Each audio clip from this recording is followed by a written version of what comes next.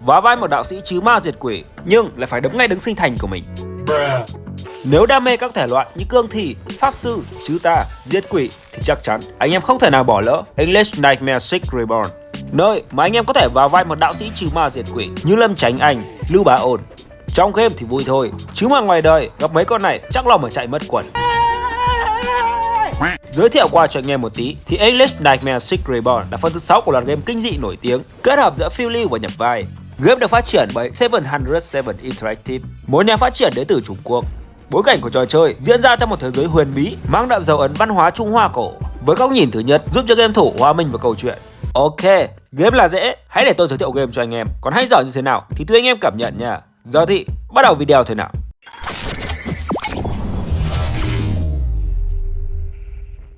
Trong game, anh em sẽ được nhập vai vào Giang Siêu, là một thiếu niên dũng cảm đang tìm kiếm sự thật đằng sau cái chết bí ẩn của cha mình.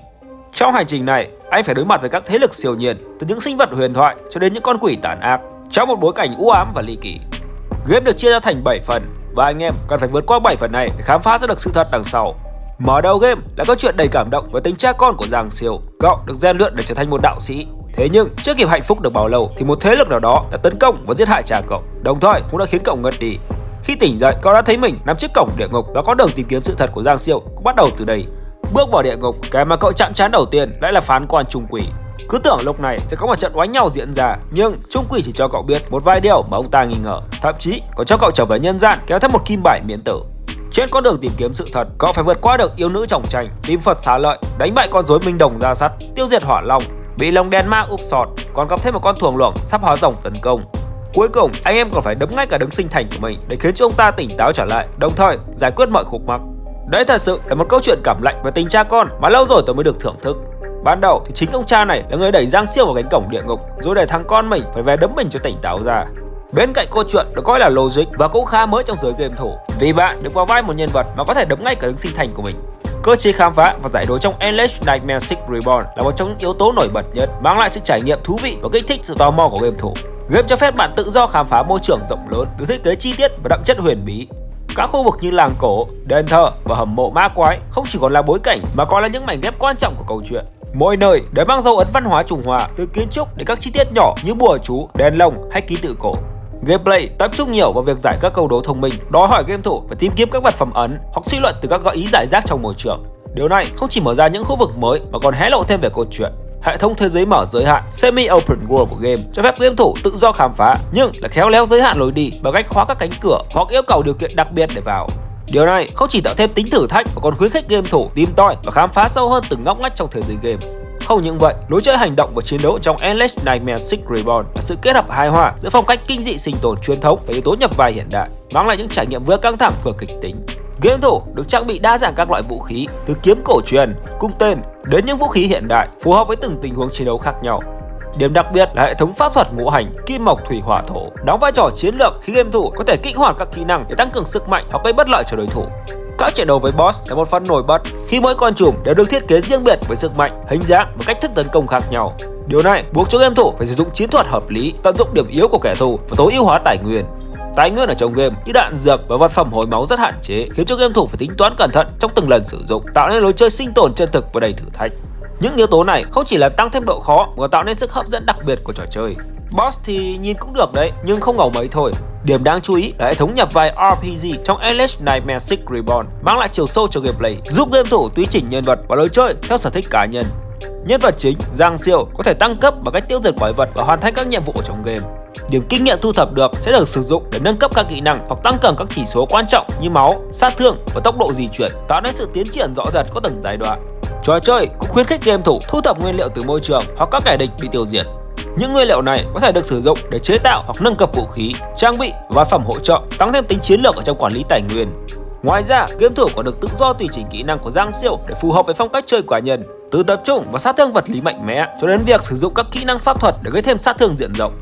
Hệ thống nhập vai này không chỉ làm tăng thêm tính đa dạng mà còn giúp cho game thủ cảm thấy gắn bó hơn với nhân vật và hành trình của mình.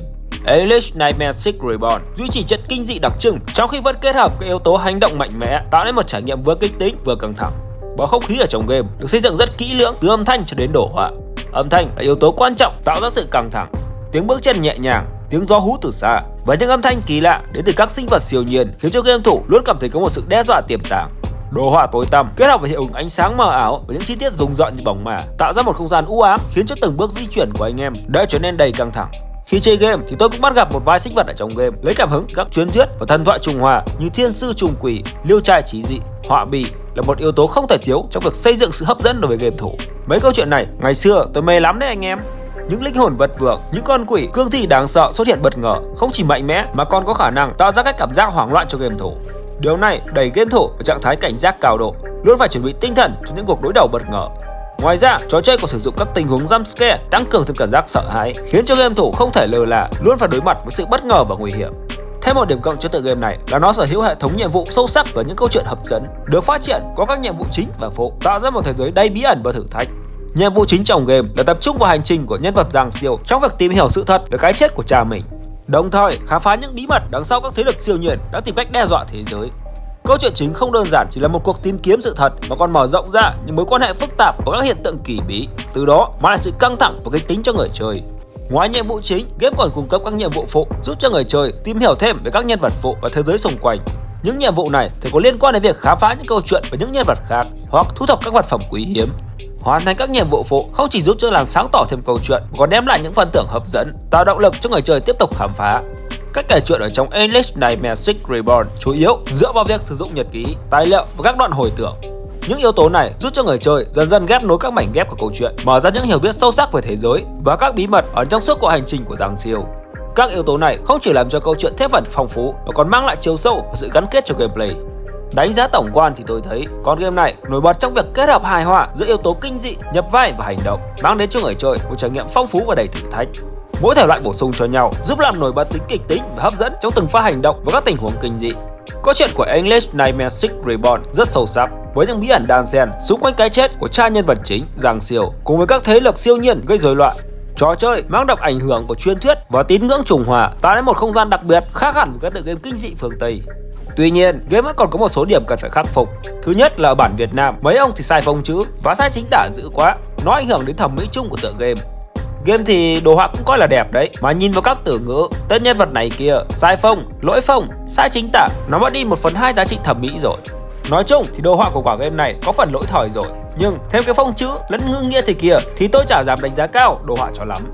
Thêm vào đó, game không dành cho mấy ông ít động não đâu nha, lười chơi mấy game vui vui thôi, chứ nhiều pha trong game này không hiểu là do dịch sai hay do tôi không được thông minh cho lắm nên phải mất một lúc lâu mới hiểu được.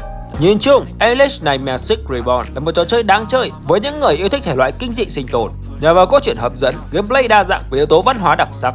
Tuy nhiên, sự khó khăn và đồ họa chưa thực sự hiện đại có thể là một yếu tố cần cải thiện ở trong tương lai. Hoặc mấy ông nào làm bản Việt thì vào sửa sớm chút và cái phông chữ là được rồi.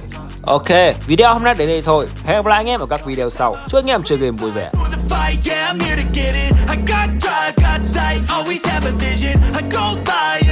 I be in my feelings, I'ma be fine.